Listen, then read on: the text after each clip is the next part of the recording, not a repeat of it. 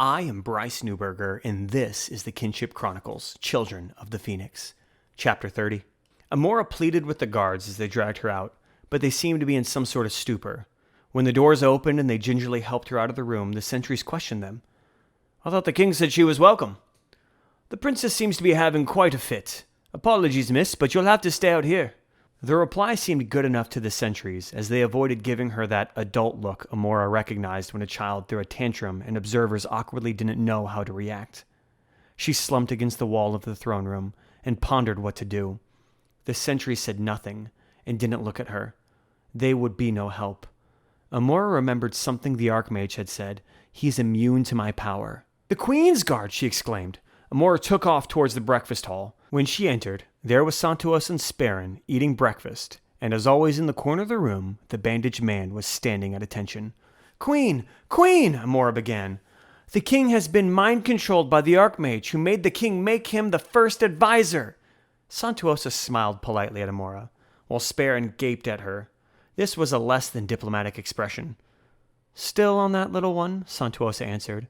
"The king has always trusted the Archmage for counsel, and it is no surprise he would elevate his status. Of all the advisors, Master Grexis reacted the most similar to the king to the current affair."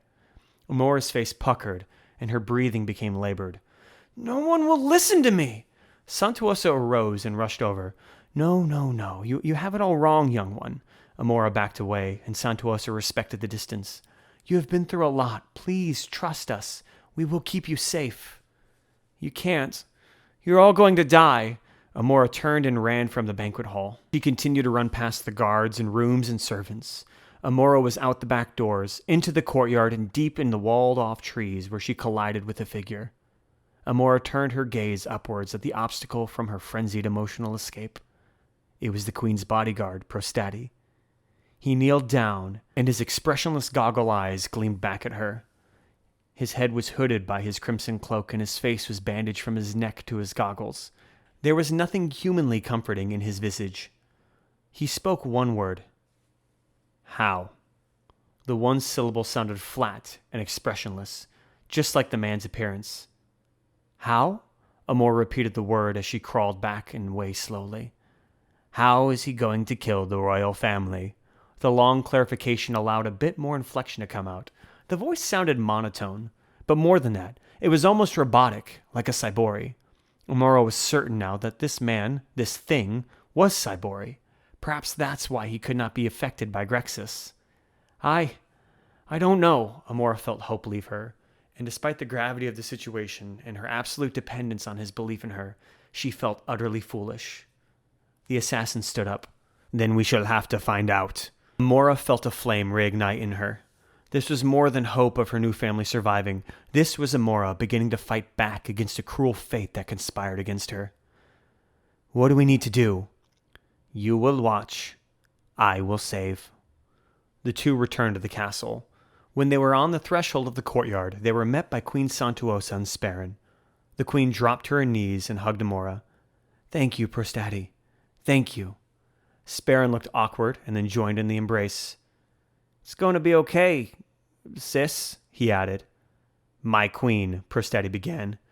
"We need to take all accusations seriously." Santuosa gave her bodyguard a shocked expression. "Surely you aren't insinuating the Archmage is capable of—" "But we've known him for years.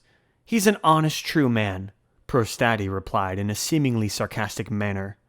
"All traitors are." Queen Santuosa nodded. "Very well. Guards, please take Sparren and the princess to safety." The guards present reached for the children.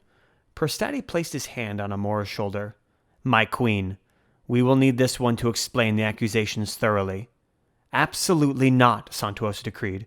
"That would be far too dangerous. If Grexis has turned on us, I do not want my children anywhere near the conflict." Prostati gave a humble bow. "My liege, without the girl, we have no grounds to stand on. She must attend." "Please, ma'am," Amora implored. "I was able to convince the king before Grexis changed his mind." Santuosa didn't like it, but she felt forced to compliance. "Very well. Then I'm coming too," Sparren announced. "No, Sparren," she turned towards his guard escort. "I want as much security as we can spare on my son's room, inside and out." The guards took Sparren away despite his vocal protests. Meanwhile, Santuosa, Amora, and Prostati made their way to the current location of the Archmage, his antechamber. King Denigno met them practically at the door. He was flanked by the captain of the guard and a host of elite soldiers. Amora was mesmerized by their golden armor and high-plumed helmet crests. "What's going on?" King Denigno looked worried and confused. "I had heard Sparren was put under heavy guard." Santuosa began to explain when the Archmage's door opened up and Grexis stepped out. "Nothing is wrong." As Grexis spoke, the entire procession went into a blank stare. Their arms dropped to their sides and they stood erect, all except Amora and Prostati. "I have been waiting for this moment," Grexis smiled at the royal assassin. "So it is true." Prostati unsheathed two short swords. "Your mind tricks will not work on me." He stepped into an offensive position. "And I believe you mages are one-trick ponies." Again, the witty banter contrasted his normal speech pattern. "Ah, but they don't have to work on you." Grexis's eyes began their trademark glow. This pulled in Prostati's attention. He was ready for anything from the Archmage, but he wasn't ready for the guard captain to stab him in the back.